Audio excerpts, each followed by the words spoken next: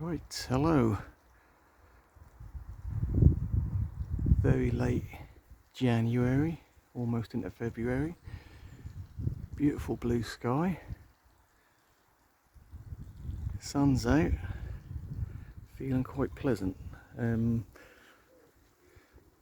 guessing it's only about 8 or 9 degrees, but it definitely feels warmer in the sun. You know, the strength of the sun is, starting to really feel it now, so that's quite nice. We had another frost last night, but that soon burnt off. The lowest temperature we've recorded so far this winter is minus 2.1, so nothing too dramatic. So really we just want to get February out the way, and we can start thinking about spring and doing stuff with the plants. Let's say there are signs of life here and there popping, but still very early, so there's a good chance that any new growth might get burnt off by any frosts we have.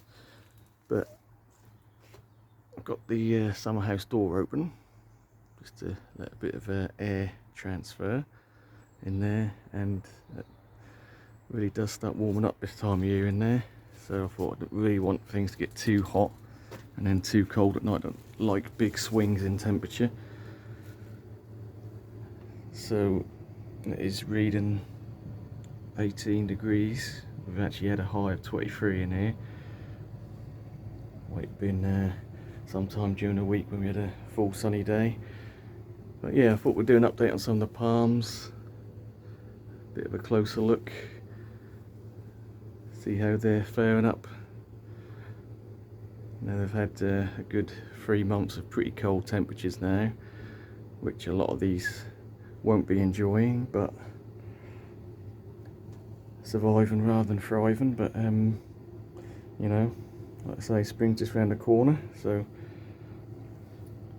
let's have a look at some of the little palms that we brought late last year. So we'll start off with the Livingstoner Australis. You can see there's a new spear starting to come out there.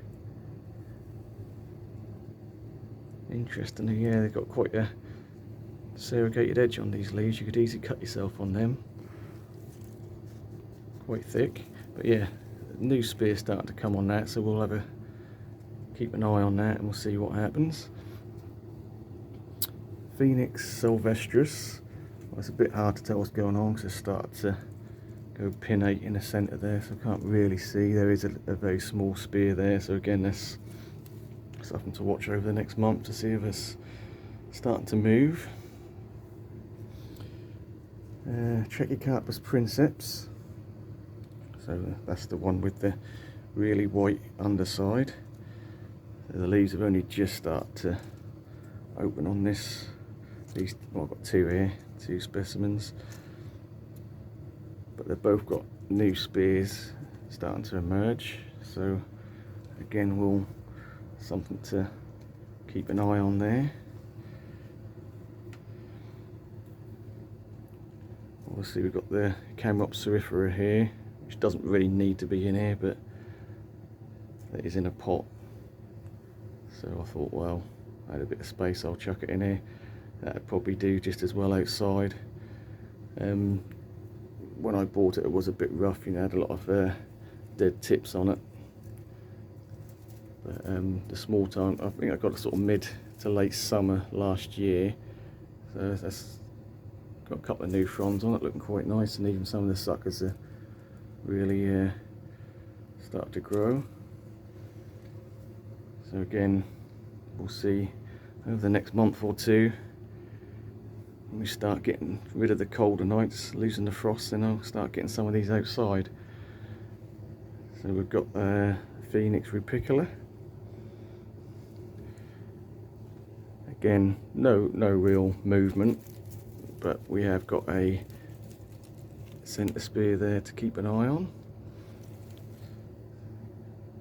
So I'll be honest, I haven't really sort of come down here regular and watching them, so I didn't really expect any growth out of them over the winter period, but now we're starting to get longer days. I'm guessing they might start pushing growth, so from now on in I'll keep an eye on them and see what sort of growth we're getting. So at the back here we've got the fast growing tree fern. I think it's Cycad coupii, and that is all winter been pushing out new fronds. Some of them are getting quite decent size now, so I did repot that last year and that seemed to have responded quite well to that. So we've got a Cycad or Cycad Revoluta, Sago Palm. That is a lot of brown tips on that due to the fact that that didn't flush last year.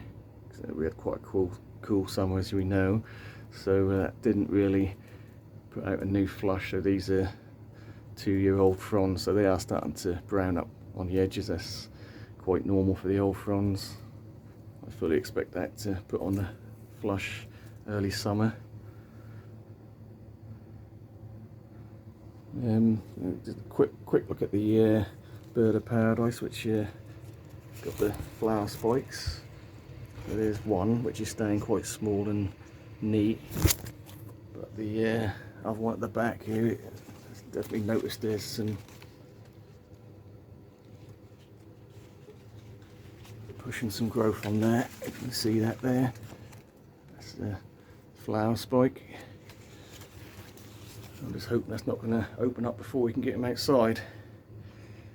Right, so we've got some what are these Ponytail Palms in the middle, couple there, and they're doing quite well in the cold really. The one's pushing out a new spear, the other one's got a smaller spear starting to push. And we've got the Nako Palms from New Zealand in the brown pot, or shuttlecock palms. They're a nice cold hardy crown shafted palm. I have done an in-depth video on them last year. This one particularly is doing really well, and there's a second, the other side, which is not doing quite so well. They're both exactly the same size when I bought them, and yeah, one's definitely starting to take off faster than the other. So in general, most of the palms are doing pretty good in here. The only exception to that is at the back there. This is the Aquanta Phoenix Cunninghamiana, or King Palm, it's just easier to say. Yeah, it got burnt in the summer last year, and now them burnt fronds are really dried out. I've been keeping it really dry. I've only watered, give it a couple of splashes of water. There's actually a triple in that pot, and centre spears on all three are still green, but not looking too happy. So hopefully with the lengthening days and the slightly warmer temperatures, that will pick up a bit, and we'll give it a bit more water as it warms up. So we've got one of the Ansate red bananas there. That is one I left the roots on, so that's obviously grown a couple of new leaves. Whereas the other two here, I was going to dry store them, so I cut all the roots off and then changed my mind and just put them in here. So as it starts more, they'll hopefully grow some roots and start to grow. I mean, we've got a bit of leaf pushing here, and there's another one there as well with a bit of leaf, but they are very dry at the minute. I'm not really watering them, so.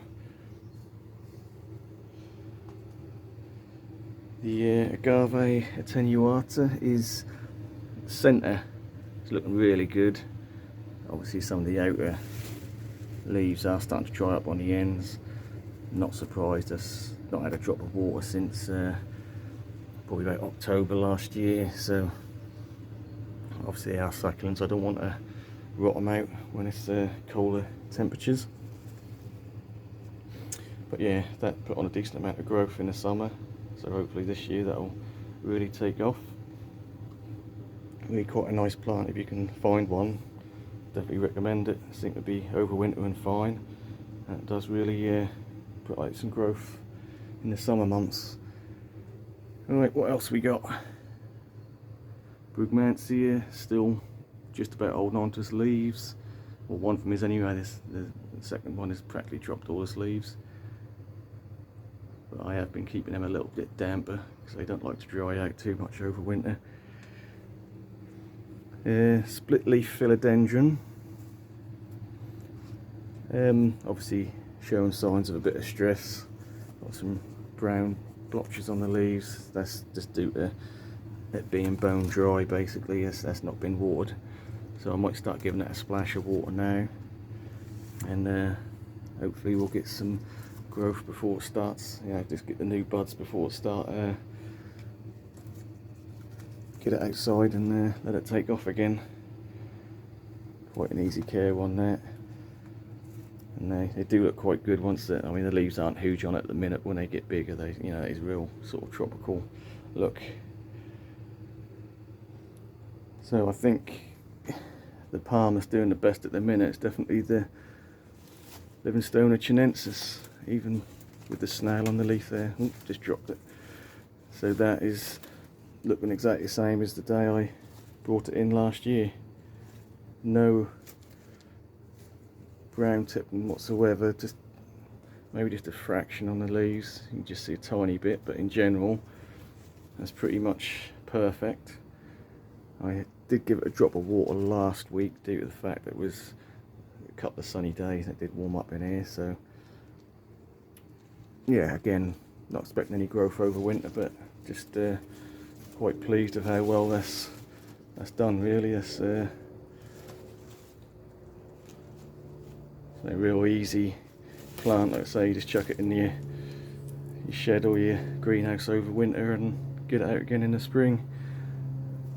Doesn't really want full sun. That'll certainly take pretty much all day shade. This one in the garden does get afternoon sun or late afternoon, evening sun in the summer, but in general that's in pure shade. That's looking really good. I think there's about 4 little trunks in there, but yeah, that's done really well. Queen palms, these are the hardier mountain form. So unfortunately we did have a bit of mechanical damage on this leaf. I don't know if that is insects or some sort of damage that's coming out, but yeah, sort of stuck together here, which is a shame because this turned out to be quite a decent wide leaf. That probably would have started splitting. Well, it almost has, but yeah, but we've got a new spear coming anyway. So and then we've got another one again, mountain form queen palm. This one's a slightly shorter one. I actually bought these off eBay. I think it's a single seed, which sometimes you get the double germination, like twins if you like. So there's 2 grown from the same seed. So one is slightly smaller, but hopefully in a year or 2 they'll sort of even out. So yeah, they're doing okay. Again, keep them very dry. Not looking particularly brilliant at the minute, just due to the fact that again we had a bit of slight sunburn on them last year, so it's a bit of browning in some of the leaves, but be a bit more careful how I acclimatise them to the sun this spring. I think I'm going to invest in some shade cloth and do it like that, maybe 50% shade cloth, and put them all in one area and just cover them over for a couple of weeks. Alright, so what we've got here, triangle palm, Dipsis Stuccarii. Again, a lot of the old leaves did get sunburnt and got burnt off. The one good leaf we put out in full sun last year is still looking perfect. Absolutely no brown tipping on there, so that is overwintered rather well in here. That's another total success. That's one less thing I have to worry about bringing indoors, so I can whack that in here over winter and be confident that'll do well. So hopefully we'll get a couple of decent leaves out of it this year and I can cut these old ones off. In fact, there is a sign of a new spear, I don't know if you can see it there coming out, so yeah, I'll be watching that. Oh, what else we got? We've got a bit of a very small lady palm here, which is a bit of an offset that I took off my main plant, which is indoors. Revoluta Excelsior, so that's done really well because that has actually pushed out a new little baby at the side here, which is now pushing out a second leaf. So they are clumping palms, so we'll see if that fills out. They are quite slow growing, but it seems to be a reasonable rate of growth as far as I'm concerned with that. So let's have a look at the Alocasia Sumo, which is one I always go on about because it's such a, seems to be quite a cold tolerant palm Alocasia that is a look at the leaf, it's flawless. It's been in here for what, 3-4 months in cold bone dry conditions, and the leaves are pretty much perfect apart from a little bit of insect damage.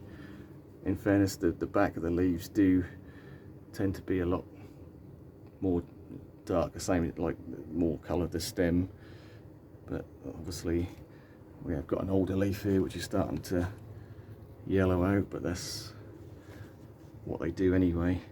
But yeah, those two recent leaves, look, so that is a real good one for just sticking somewhere cool and dry, and seems to overwinter fine. While we're on the alocasias, we've got another one here. It's the Magnerizer, and that was quite a small plant, but I thought I'd take a gamble with it and just put it in here. And this, again, not really showing any sign of stress or problem. It's kept bone dry, cool, and leaves seem to be holding up okay. Just a reminder that this summer house is not heated to a huge degree. The lows are about 5.5–6 degrees, so it's not heated to a high temperature. It's heated obviously by the sun during the day, and then the heat will come at night if needed. So what we got here, Robellini, Phoenix Robellini, Robellinii, however you want to say it.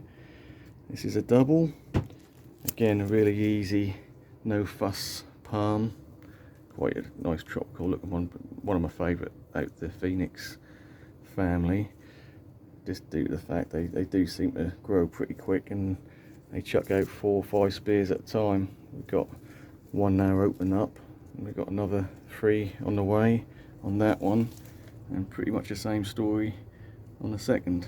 So that is not a problem whatsoever in this environment, so that's good to know. I'll do exactly the same next year. A lot of these palms last year I did bring them indoors, but I am running out of space with all the new palm purchases lately. Haranga angleri, or dwarf sugar palm. This is quite a nice one because it's got real sort of silvery back to the leaf, and looks a little bit like a fishtail or foxtail palm at the moment, but as they get bigger, these leaflets do separate, and it does look quite a sort of tropical looking palm. They don't get too big. That's quite a good one to have for a potted plant, for, you know, that'll take the rest of his life in a pot. Probably get it in a slightly big one sooner once it starts getting some more growth on it, but yeah, that's doing well. That's a little bit of yellowing, but again it's kept really dry, so hopefully that'll pick up once it gets outside. It's a shame it got burnt, a bit sunburnt last summer, but it's still green in the leaves, so we'll leave them on. Alright, what else we got? We've got a Phoenix Regalata here, This is one I got October last year. I did notice, obviously, a palmate palm has started to separate, or one portion of it has. This is a centre spear which is starting to open up, so again that's quite a cold tolerant, as are most of the Phoenix.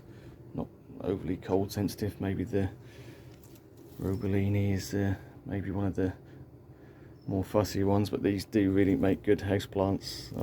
Last year I had a house plant and that absolutely threw out loads of growth over the winter. So even though they are a full sun palm, they will adapt well to lower light conditions. Right, I think I've more or less covered everything. I've got a few little bits at the very back here which you can't really see. It is a one of the Washingtonia hybrids at the back there. I just thought I'd keep one in here to see if we've got any extra growth on the ones that are outside in the cold frames, and there's not much difference. So we'll have a look at that when we get out in spring.